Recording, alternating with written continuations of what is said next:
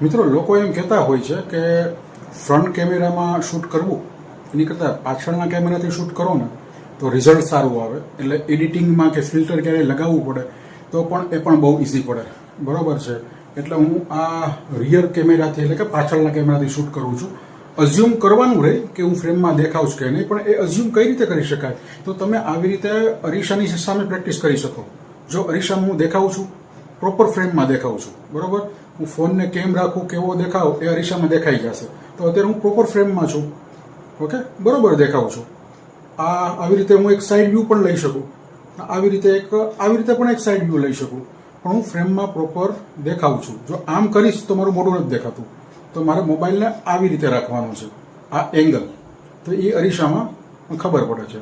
Okay, ને અરીસાનો તમને view આપું કે હું અરીસા સામે વિડીયો ઉતારું છું તો એનો પણ તમને વ્યૂ આપું. તો લેટ્સ ગો ફોર અરીસા.